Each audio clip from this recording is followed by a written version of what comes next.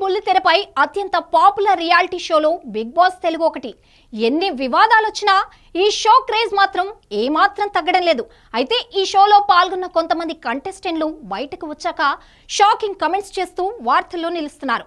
ఇప్పుడు అలాంటి కామెంట్స్ తో మరోసారి హాట్ టాపిక్ గా మారింది నటి యాంకర్ హరితేజ.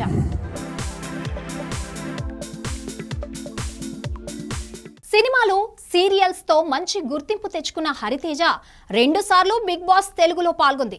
మొదటి సీజన్లో తన ఆటా పాట మాటలతో ప్రేక్షకులను ఆకట్టుకున్న హరితేజ గత ఏడాది సీజన్ 8లో వైల్డ్ కార్డ్ ఎంట్రీ ఇచ్చింది. అయితే తాజాగా ఓ ఇంటర్వ్యూలో ఆమె మాట్లాడుతూ ఈ జన్మలో ఇంకోసారి బిగ్ బాస్ షోకు వెళ్లను అంటూ షాకింగ్ కామెంట్స్ చేసింది. మొదటి సీజన్ ముంబై సమీపంలోని లోనావాలో జరిగిందని, అడవి మధ్యలో సెట్ ఉండేదని హరితేజ చెప్పింది. రాత్రిళ్లు పులుల శబ్దాలు వినిపించేవని, కొన్నిసార్లు పాములు కూడా హౌస్లోకి వచ్చేవని ఆమె చెప్పింది. అయినా ఆ అనుభవం చాలా థ్రిల్లింగ్గా కూడా అనిపించిందని, ఆ అనుభవాలు అన్నీ గుర్తు చేసుకుంది హరితేజ.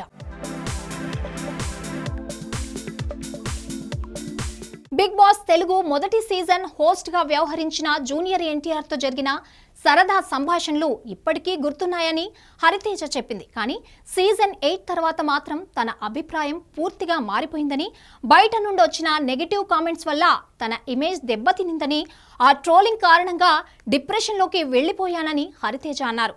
ఆ పరిస్థితి నుండి బయటపడడానికి చాలా సమయం పట్టిందని, ఇప్పుడు బిగ్ బాస్ పై పూర్తి ఇంట్రెస్ట్ పోయిందని హరితేజ చెప్పారు. అందుకే ఇకపై మళ్లీ బిగ్ బాస్ షోలో పాల్గొనే ఆలోచనే లేదని హరితేజ క్లారిటీ ఇచ్చారు.